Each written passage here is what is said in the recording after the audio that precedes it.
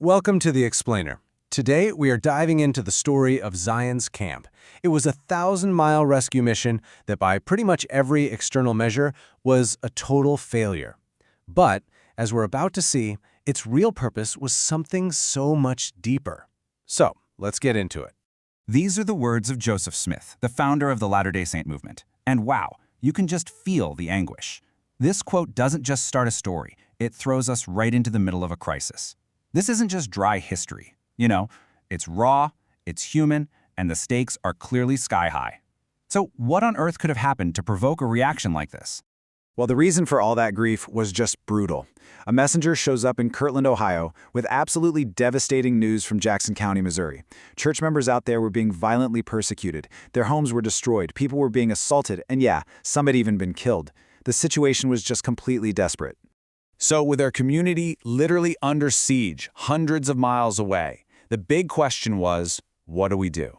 And that leads us to the first part of our story, a call to action. Still reeling from this news, Joseph Smith pulls a council together, and the decision they make is incredibly bold, and it's immediate. They're going to march to Missouri.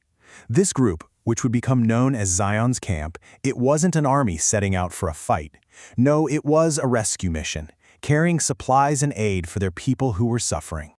But the journey itself, that would become the real test. And funny enough, the first big challenge they faced didn't come from an armed mob. It came from nature.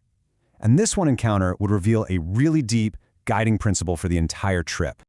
Okay, so try to picture this. You're marching through the frontier. You're on high alert for enemies. You go to set up your tent, and you find 3 rattlesnakes. The totally natural, and let's be honest, sensible reaction is to get rid of the threat, right?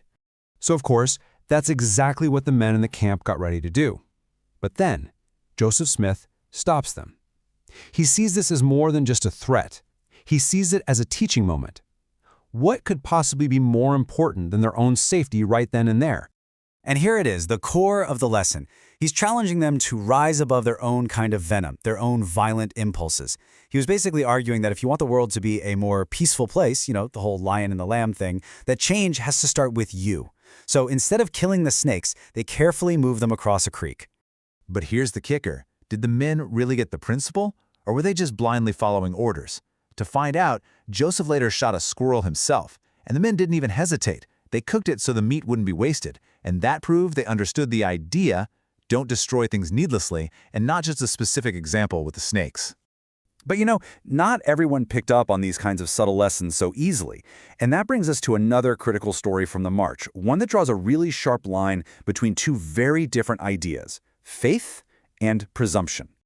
So enter Martin Harris. He apparently took these teachings about divine protection and twisted them into a boast, claiming he could handle snakes with perfect safety. And to prove his point, he starts messing with a black snake with his bare feet and, well, you can probably guess what happened. He got bit. And this incident just perfectly illustrates the distinction Joseph Smith then made. On one side, you have true faith that's rooted in humility. It applies if you're accidentally bitten. In that case, you can have a claim on God's promise of protection. But on the other side, you have presumption. This comes from pride and boasting. It applies when you deliberately provoke a serpent. In that situation, you have no claim on divine help because you're basically just tempting God. So in the middle of all these very earthly trials, you've got snakes, internal squabbles, the constant threat of attack. The camp members also started reporting experiences that were, well, anything but ordinary. I mean, we really have to remember the mood of this journey. It was so tense. They were marching straight into hostile territory. Their guards at night would see the campfires of mobs off in the distance. They knew they were being followed, being watched, and they were seriously outnumbered. Fear was just this constant companion. And it's in this super tense environment that one of the most remarkable accounts happens. It's centered on a man named Parley P. Pratt, and it all started with this powerful disembodied voice. So Pratt had been traveling all night on an errand, and he was just completely wiped out. He stops in the middle of a huge, empty prairie and just falls into a deep sleep. He's totally vulnerable, out in the open, and suddenly, a voice, louder and more piercing than anything he'd ever heard in his life, jolts him awake with that one single command to get up and get going. Now, when Pratt later tells this wild story, Joseph Smith gives him this stunning confirmation. He says it wasn't a dream. It was, in his words, the angel of the Lord who went before the camp that found him and woke him up. The belief was solid. They were not traveling alone. So after all this, what was the point? I mean, the camp never fought a single battle. They didn't end up restoring anyone to their homes. By any worldly standard, the whole expedition was a complete and utter failure. But its true purpose and its real, lasting legacy was something else entirely. Here's the crucial takeaway. Zion's camp was never really about winning a fight. It was a refinery. It was a test. It taught things like harmlessness. It showed the huge difference between faith and presumption. It seemed to confirm that unseen companions were with them. But most importantly, this 1,000-mile crucible forged the character of the men who would go on to lead the church for the next generation. It wasn't a military failure, it was a leadership trial. And in that sense, the trial was the triumph. And that really leaves us with a final thought, doesn't it? The story of Zion's camp is this powerful reminder that the whole point of a journey isn't always the destination you had in mind.